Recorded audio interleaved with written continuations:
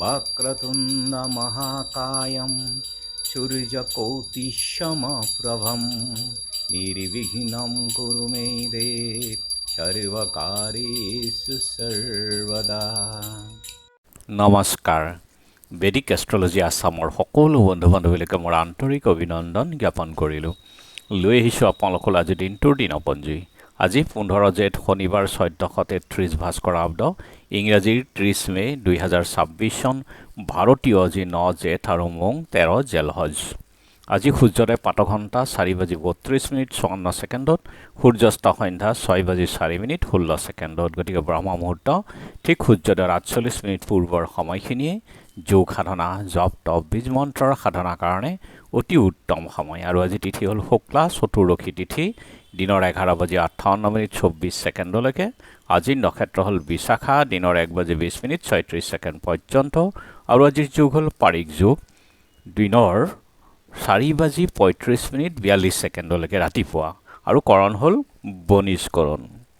পাৰিকী যুগত জন্ম জাতক কুলবৃদ্ধিৰ কাৰক, অস্ত্ৰবিদ্যাত নিপুণ, আৰু তেওঁ কবি বক্তা আৰু দাতাত দানীও হয়, আৰু তেওঁ প্ৰিয় বক্তা হয়। শত্ৰুক দমন কৰিহে এৰে, এনে যুগত জন্ম জাতক। গতিকে শুভ যোগ, যিকোনো মাংগলিক যাত্ৰা, শুভ কাৰ্য আদিৰ ক্ষেত্ৰতো আপোনালোকে আগবাঢ়িব পাৰে। আৰু ইয়াৰ পাছতে শিৱযোগ হ'ব, ভক্তি সাধনাৰ কাৰণে তেওঁ যথেষ্ট আগ্ৰহী হয়, শিৱযোগত জন্মজাতক।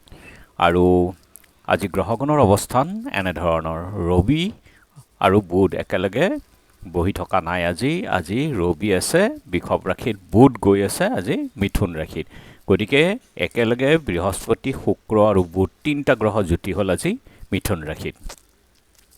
শনি আহিছে আজি মীন ৰাশিত, ৰাহু আহিছে কুম্ভ ৰাশিত, কেতু আছে সিংহ ৰাশিত। আৰু আজি যিহেতু চন্দ্ৰ বহি আছে তুলা ৰাশিতেই, গতিকে আজিৰ জন্মজাতকৰ ৰাশি হ'ব তুলা ৰাশি, বৈশ্যবৰ্ণ, মতান্তৰে শূদ্ৰবৰ্ণ, বৰুণ যোগ, দেৱাৰীগণ, বাঘৰ অস্থি, অস্তোত্তৰী বুধ আৰু বিংশোত্তৰী বৃহস্পতিৰ দশা হ'ব। ৰাতিপুৱা 6:39 যোৱাত বৃশ্চিক ৰাশি হ'ব বিপ্ৰবৰ্ণ, আৰু দিনৰ 1:20:36 যোৱাত দেৱগণ, হৰিণৰ অস্থি, অস্তোত্তৰী আৰু বিংশোত্তৰী শনিৰ দশা।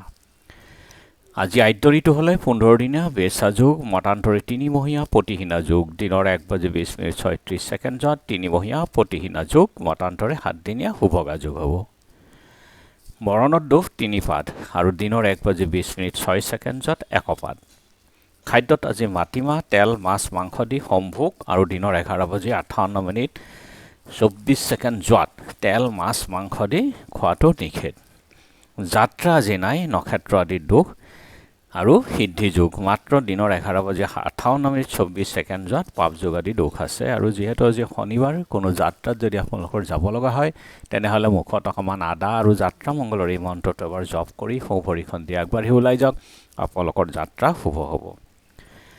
আজি শুভ কৰ্ম আৰোগ্য স্নান, যোগিনী আজি পশ্চিমত, আৰু দিনৰ 11:58:24 যোৱাত বায়ুকোণত। আজিৰ কালবেলাৰ সময় হ'ল দিনৰ 6:21:05 ৰাতিপুৱাৰ ভাগত, আবেলি 4:22:13 পৰা 6:02:25 আৰু কাল ৰাত্ৰি নিশা 7:22:14 আছে সন্ধ্যা সময়ত, আৰু শেষ নিশা 3:21 পৰা 4:41:51। গতিকে এই সময়খিনি বৰ্জন কৰক যিকোনো মাংগলিক যাত্ৰা, শুভ কাৰ্য আদিৰ ক্ষেত্ৰত।